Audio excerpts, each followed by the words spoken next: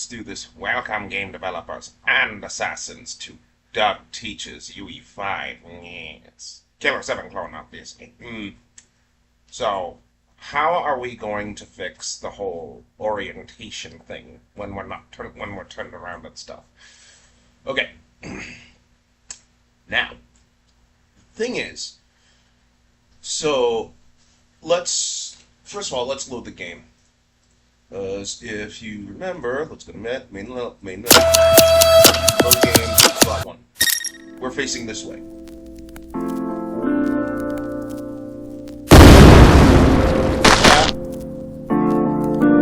And we turn around. So how do we face? How do we go where we're facing? So we essentially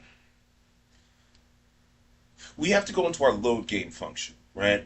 And then what we have to do is we have to essentially get the player So the simplest way to do it would be to set the character's rotation, etc., etc. And even then, it's kind of wishy-washy. So how are we going to fix it? To do that, let's go into our third-person map. We're going to open set level blueprints, right? Now, where we have all of this, we need to ask if any of these are true. Okay, why? So that way we can have it. We essentially have to go into our player character, set off a custom event, which triggers the turnaround. Didn't you say we just needed to have an arrow pointing in the direction?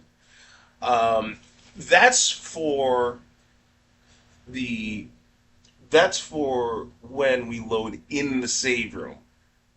We're still gonna do that. That'll happen next week. Right now, we need to focus because, like, here's the thing. Even if we're facing in the direction, right? And let's say one of our variables isn't like we.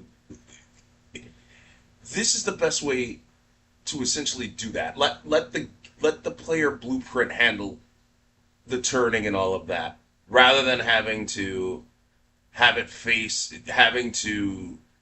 work on the level blueprint. If you really wanted to, because this way it keeps. This is the better way of keeping track of the variables. Essentially, that's all. That's what I'm boiling down to, rather than just having it say, okay, face this way. So, how do we do that? If so, in is turned around when we're facing the opposite direction. We just need to have a custom event, and I'll say load turnaround. And all this needs to do is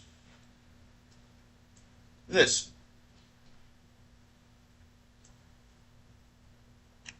Okay. And we can do some more error checking if we go here, but instead of we'll F2 I'll hit F2 to rename this, and I'll say turn back. And we just plug this into here. What about the turning stuff? You essentially copy paste it when we're doing the turn triggers. Okay, but how do we call the custom? How do we call the custom event? In our level blueprint, it's like I said, we got to check for all these. And to do that, well, hold on. I gotta see where we turn left. We turn left in the trigger, so we don't necessarily need to worry about the. Well, we'd have to, yeah, yeah,